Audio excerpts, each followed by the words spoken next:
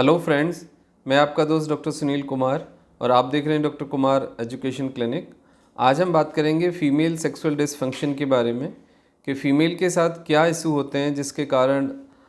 कई बारी कंसीव करने में प्रॉब्लम होती है और कई बारी सेक्सुअल रिलेशनशिप में भी प्रॉब्लम होती है और फीमेल्स को एक लो डिज़ायर रहती है सेक्स के प्रति और बहुत ज़्यादा कई बारी देखा जाता है कि नेगेटिवली रिएक्ट करती है सोसाइटी उस चीज़ को लेके और फीमेल खुद भी बहुत ज़्यादा कंफ्यूज डिप्रेशन में रहती है। उसे खुद भी नहीं समझ आता कि आखिर वो इस तरह से क्यों चीज़ें हुई हैं और उसके पीछे क्या क्लिनिकल रीज़न है, क्या हार्मोनल रीज़न है और फिर क्या क्लिनिकल और हार्मोनल रीज़न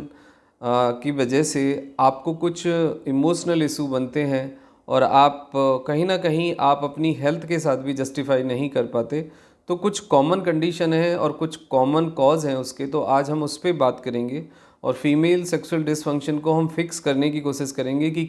आखिर क्या बुनियादी कारण है और फिर कैसे उनको डील किया जाए, उसके साथ कैसे डील किया जाए।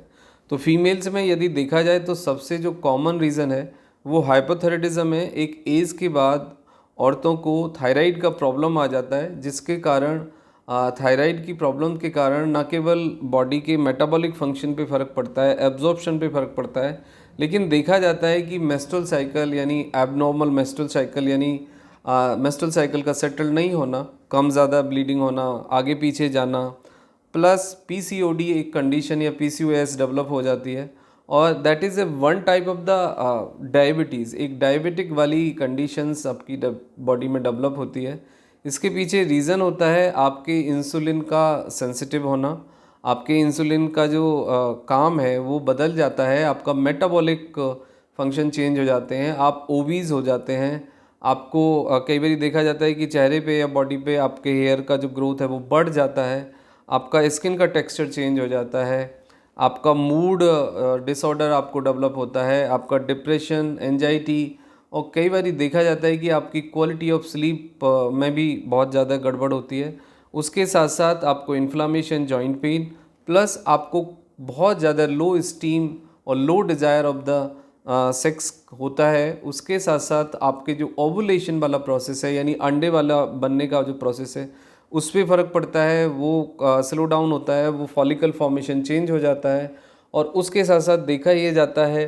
कि कंसीव करने में कई बार काफ़ी डिफ़िकल्टी आती है, यानी इजीली कंसीव नहीं होता है और कंसीव यदि हो भी जाता है तो रिस्क ऑफ द अबॉर्शन वो डेवलप होता है क्योंकि आपका जो कंसीव होने की प्रक्रिया है या फिर जो बच्चे की ग्रोथ की प्रक्रिया है is totally depend on the hormones. There are some growth hormones जो कि कंसीव होने के बाद उनका सिक्रीशन बढ़ना चाहिए and there are some hormones जो कि आपके सेक्स डिजायर के लिए, जो ओवुलेशन के लिए और फॉलिकल फॉर्मेशन के लिए रिस्पॉन्सिबल होते हैं। सो ये सब हार्मोनल है। फीमेल्स के अंदर अंडे का बनना, कंसीव होना, सेक्सुअल डिजायर का डेवलप होना और सेक्स के प्रति एक पॉजिटिविटी, वो टोटली हार्मोनल बेस्ड है, टोटली हार्मोन्स पे डिपेंड करता है। इसके साथ साथ कुछ सोशल फैक्टर या फिर आपकी अपनी एजुकेशन या आपकी अपनी चॉइस उसमें कंट्रीब्यूट करती है, लेकिन दैट इज़ ओनली 10 to 20%। दूसरी कंडीशन होती है high level of the prolactin. कुछ फीमेल्स में देखा जाता है कि कंटिन्यूसली स्ट्रेस बने रहने के कारण या क्वालिटी ऑफ स्लीप ना मिलने के कारण या बहुत ज़्यादा कन्फ्लिक्ट में रहने के कारण या फिर हाइपोथायराइडिज्म के बाद जो हार्मोन्स के कोऑर्डिनेशन में एक चेंज आता है उसके कारण भी कई बार ये देखा जाता है कि फर्स्ट आपको हाइपोथायराइडिज्म आया यानी थायराइड का प्रॉब्लम आया, आफ्टर सम टाइम आपको फिर प्रोलैक्टिन बढ़ गया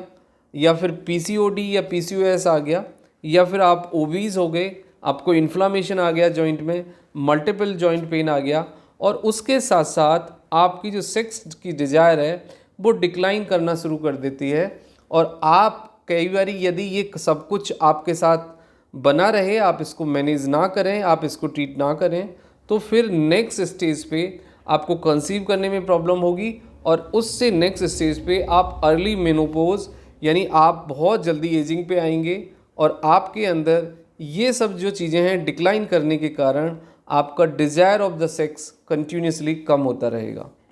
तो इसको हमें इस तरीके से समझना है। अब जो हाइपोथायराइडिज्म वाला या प्रोलैक्टिन वाला जो और दूसरे हार्मोन्स का इशू है, या पीसीओडी का इशू है, या ओबेसिटी का इशू है, या मेंस्ट्रुअल साइकिल का जो इशू है, ये टोटली मेटाबॉलिक है, टोटली हार्मोनल है, टोटली लाइफ स्टाइल बेस है। इसको नॉर्मलाइज किया जा सकता है, इसको ठीक किया जा सकता है, और इसको कॉम्प्लिकेटेड होने से रोका जा सकता है। और जो फीमेल के अंदर सेक्सुअल डिसफंक्शन है या डिजायर ऑफ जो सेक्स है जो डिक्लाइन कर रही है कंटिन्यूसली, उसको नॉर्मलाइज किया जा सकता है। तो सबसे पहले आप अपने बॉडी के क्लॉक को फिक्स करें, यानी कि आप अपने वेट को फिक्स करें, वेट ना बढ़ने दें। सेकेंड लेवल पे आप अपने डाइट से जो आप एक्सेसिव कार्ब्स ले रहे हैं उसको निकालें, यानी चीनी और मैदा से बनी चीज़ें और जंक फूड और कार्ब्स आप हटा दें, और आप अच्छी क्वालिटी की protein, fibre plus natural food लें, ग्रीन रेड वेजिटेबल्स लें, फ्रूट्स लें,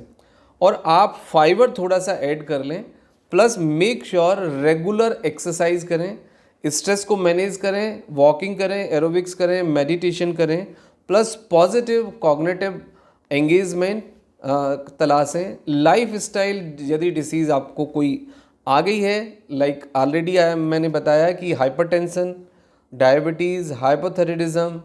या फिर आपको पीसीओडी, पीसीओएस या ओबेसिटी ऐसा कुछ है, तो आपको इमीडिएटली इनको मैनेज करने की आवश्यकता है, स्ट्रेस को मैनेज करने की आवश्यकता है, क्वालिटी ऑफ स्लीप जो है उसको इम्प्रूव करने की आवश्यकता है, और आपको ये सेक्स एजुकेशन भी साथ में लेना चाहिए apart from your life style problem. यदि आपको लाइफ स्टाइल प्रॉब्लम के साथ साथ हार्मोनल और सेक्सुअल एजुकेशन भी थोड़ी सी होगी, तो दैट विल हेल्प